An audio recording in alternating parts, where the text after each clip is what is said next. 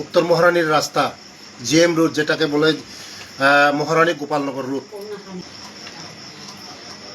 আমি বলতে চাই, গত 35টা বছরে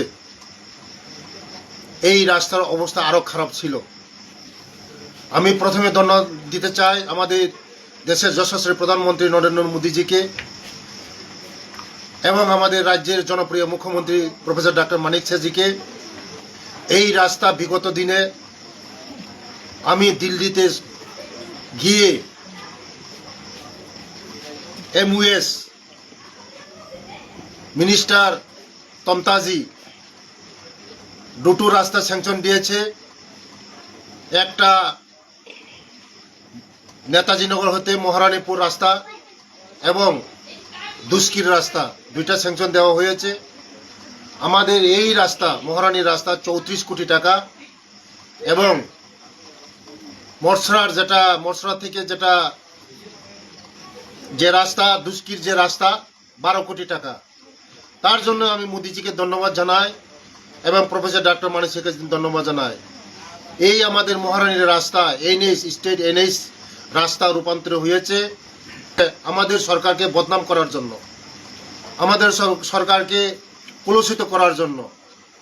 যে রাস্তার অবস্থা বিভিন্নভাবে মানুষকে বিভ্রান্ত করছেন, যে কোনোদিন আমরা কল্পনা করতে পারি না যে এত কোটি টাকা 34 কোটি টাকার বাজেট হয়েছে, ওয়ার্ক অর্ডার হয়েছে, রাস্তার কাজও শুরু হচ্ছে, কাজও অনেক এগিয়ে যাচ্ছে। এখন রিটার্নিং ওয়াল চলছে, এখন বৃষ্টির সিজন, ব্ল্যাক টপ হবে না। আপনারা সবাই জানেন যে এখন সাইড ড্রেন হচ্ছে, সাইডের ওয়াল হচ্ছে, অনেক কিছু রাস্তা হচ্ছে, এগিয়ে যাচ্ছে রাস্তা। যে মন্ত্রীর রাস্তায় এই অবস্থা, আমি বলতে চাই গত 35টা বছর এটার থেকে আরো খারাপ ছিল। আজকে আমাদের রাজ্যের জনপ্রিয় মুখ্যমন্ত্রীর নেতৃত্বে যেভাবে উন্নতি হচ্ছে, এগিয়ে যাচ্ছে আমাদের ত্রিপুরা রাজ্য, শ্রেষ্ঠ ত্রিপুরার দিকে এগিয়ে যাচ্ছে, বিকশিত ত্রিপুরার দিকে এগিয়ে যাচ্ছে। এটাকে বদনাম করার জন্য, আমাদের সরকারকে কলুষিত করার জন্য অনেক মিডিয়া অনেক চক্রান্ত করছে।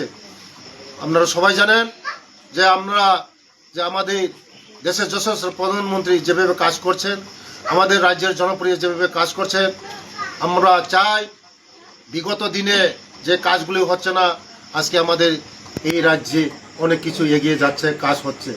এবং আমার এই গ্রামের রাস্তা